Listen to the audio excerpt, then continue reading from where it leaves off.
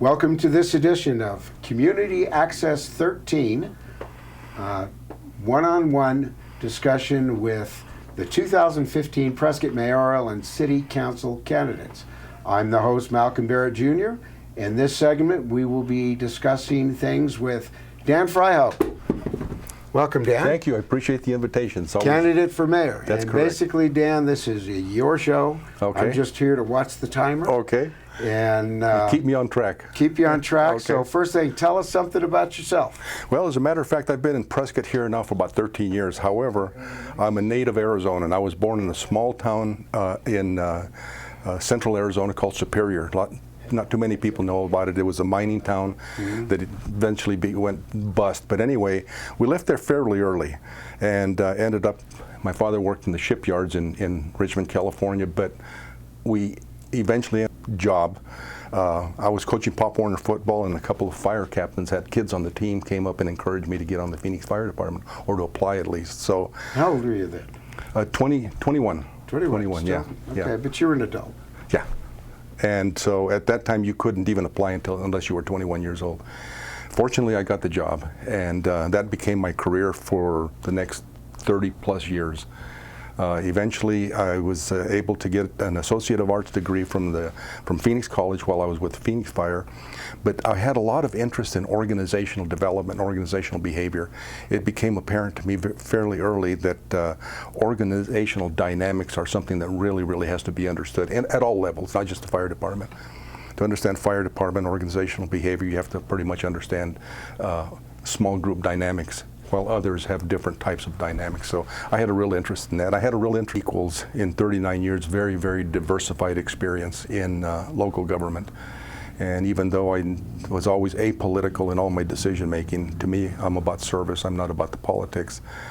But it did give me a great deal of insight on the political side and how decisions are made and those sorts of things. So eventually I retired, and I ended up here in Prescott because this is the place that we wanted to be. This is the place that's just the greatest place there is. Mm-hmm. And I understand you live out by the golf course. I do, as a matter of fact. Golf course and airport. Yeah, but I'm double whammy. I'm out of the flight path of both. Okay. Yeah. I have some friends who have homes on the course, and they're definitely in the flight path of the golf balls. They're exactly picking right. them out of their backyard in their living room every day. Yeah, and I have a little bit of a hearing loss, so the airplanes don't even bother me that much. Oh, gosh. So yeah, it works out well. Okay. But anyway, having worked with the city and for a year and a half as the interim and then the fire chief, I decided that I wanted to get into the political arena, so to speak. Okay, so you were hired as the City of Prescott Fire Chief. That's correct. Actually, I was hired as an interim at first. Okay. There were some issues that were taking place with the fire department at that time, and the city manager, when he talked to me, he said he wanted somebody that could kind of settle things down. There was smooth the road. And actually, what I did is something that very old-fashioned. I simply sat down, listened to people, talked to them, listened for indicators, not necessarily the words or the emotions. And it didn't take long, with having had the experience I had, to put things in perspective. I made some changes within the organization. And within about a month, things started settling down some. Okay. So eventually I was asked to take the job. Actually, I was offered the job several times, but I wouldn't compete for it. In months later, they offered me the job, and I accepted it. And when the full-time, when was the full-time job accepted? It was in February. 2012 is when I was interim, and in February. Okay, February 2013. Correct. And then, of course, 4 months later. 4 months later, the absolute most horrible. We had the tragedy in the Granite Mountain hotshot crew. Correct. So here we are. Now you chose to get out of the employment side, and now you're running on the political side. That's correct. And my whole sense of running is that I've been in the service side my whole career, and so that's how I think. One thing that I tell anybody that'll listen is that I'm not a politician, and I don't know exactly what that means, except that if you ask me something, I'm going to tell you exactly what I think, how I feel about it, as diplomatically as possible. I'd like to make decisions that are service-oriented. I tell people I'm not running to get reelected. I'm running because I want to provide a service that includes people, not politics. Well, anybody who has ever served in office before, I'm sure would agree that whatever their perception about holding office is, it may not be the same as looking from the inside out at the outside in. Absolutely true, and I understand that. And the good ones understand once they get there, oh golly, it's not what I thought it was. Yeah, no, and I know exactly what that means. The reality is that having served in, for better or for worse, under some very, very unique situations as a fire chief, I've encountered those sorts of issues. I laugh about it now, but at one time it was very devastating. I say I've been politically assassinated twice, and I've been assassinated by labor twice. And so, to me, it's really one of those situations where you have to know that those possibilities exist, but you have to know yourself well enough to be able to deal with those without it becoming such a personal issue that it incites anger or disappointment. It's just one of those things that if you're going to be in the limelight, whether you're a department head or a city council person or a mayor, you are in the limelight. That's all there is to it. Every decision you make is going to be questioned. Absolutely. Every decision that comes down is going to be second guessed. So that's just part of the system. That's something I can live with. Yeah, I've been there before, won't go back. Yeah. I was talking to one of the local mayors and trying to, I'm a very strong believer in regional cooperation and planning and those sorts of things. So I wanted to get some insight from him about about some of the issues that he sees that should require some regional consideration. And when he found out that I'm running for mayor, he says, "Have you considered a lobotomy instead?"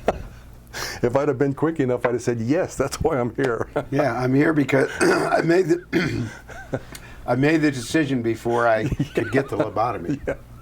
But anyway, most people appreciate people who step to the plate and go to serve, and the biggest critics are people that really don't understand what the concept of service is.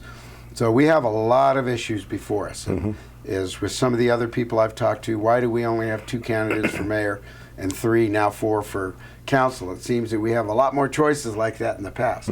Why we don't have a lot of people running for office this time around?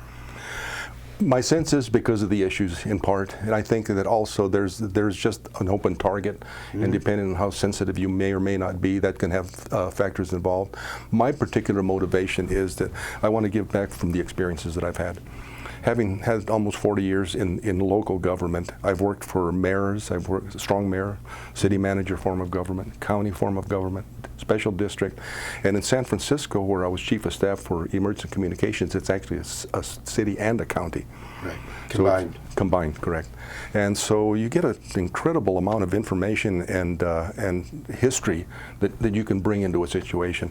And when things are the most difficult, sometimes is when you have to be the most creative. Right. And that I've been very successful with that mentality. I've worked where the budgets were very, very tight, and I've worked where the budgets were very good. So I know the difference, and I know that creativity was a big strong of the successes in places where the budgets were tight. So that's the biggest reason I'm running. Okay. There's discussions about number one issue. What's the number one issue facing the city of Prescott? Water. That's the number one issue. However, when I say water, it includes more than just simply opening the tap, flushing the toilet, etc.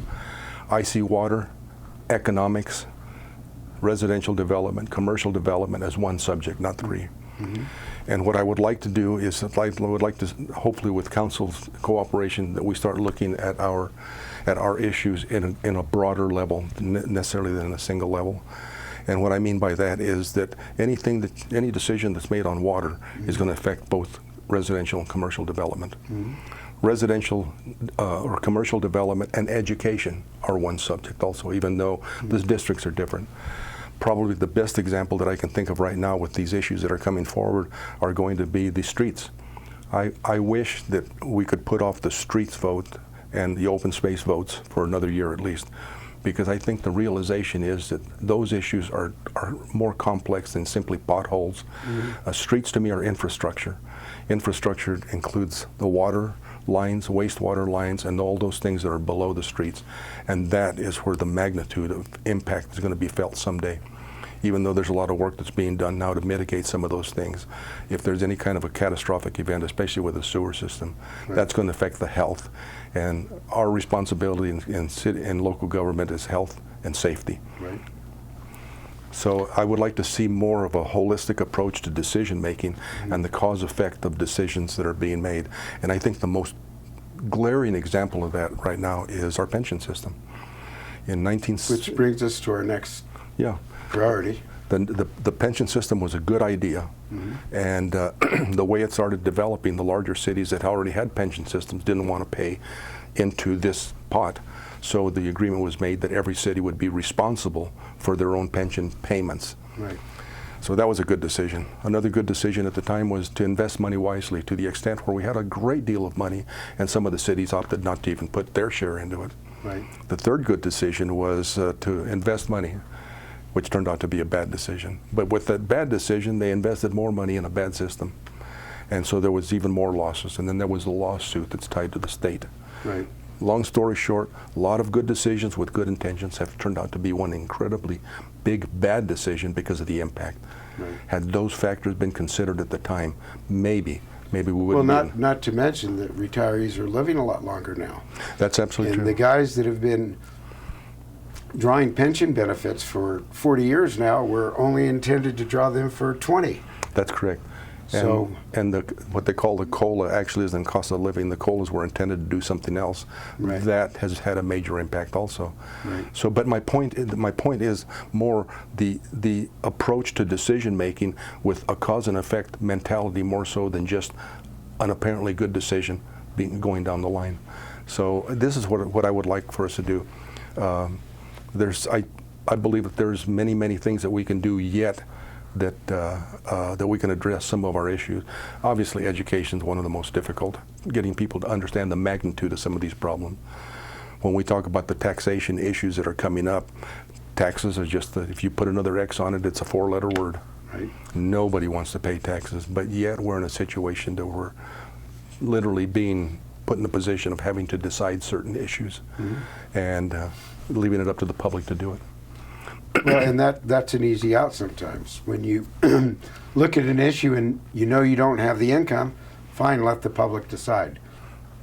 That is the But easy what way if out. the public says no Yeah. across the board? That's exactly right. How do you deal with that? Well, the only thing that I can think of right now, and the biggest impact is going to be the PSPRS payback. That's probably going to have the biggest consequences.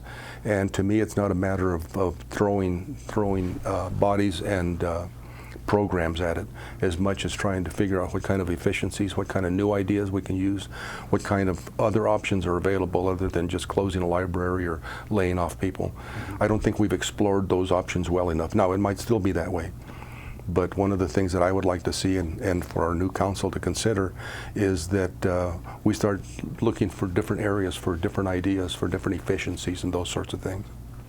Well, we can always use room for improvement, but there are also a lot of people out there who have been in that position for a while, and they're out of ideas. So, well, yeah, and so I guess it's the smart thing to do is start looking for other people that might have ideas. We have 3 excellent colleges and universities in the areas.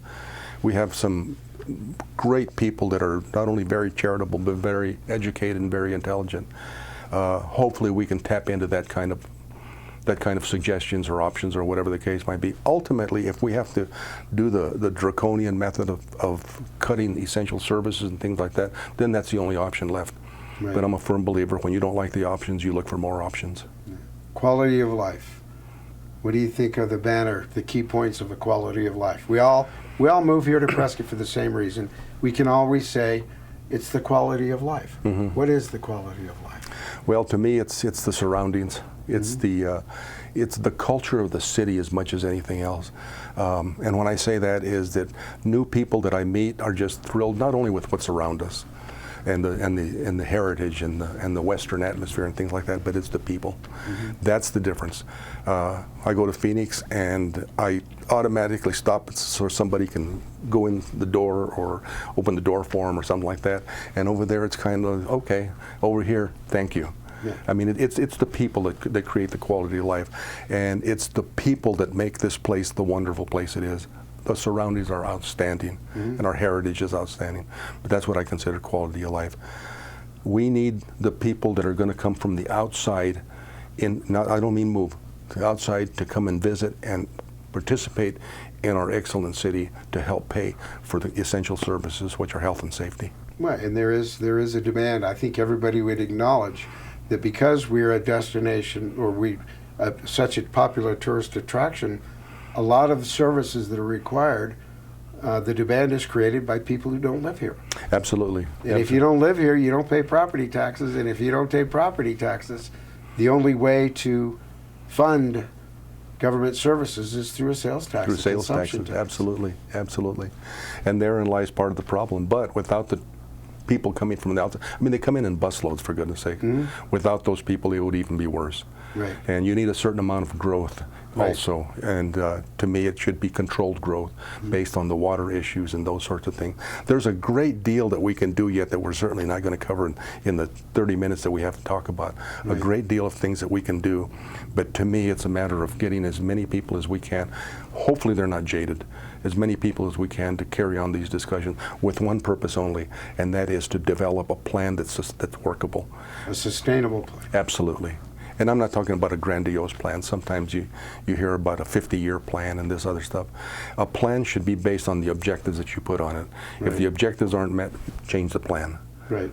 But the plan should not be the end result. The objectives that you need to accomplish it are. Yeah, like so many times I've seen in long-term planning that the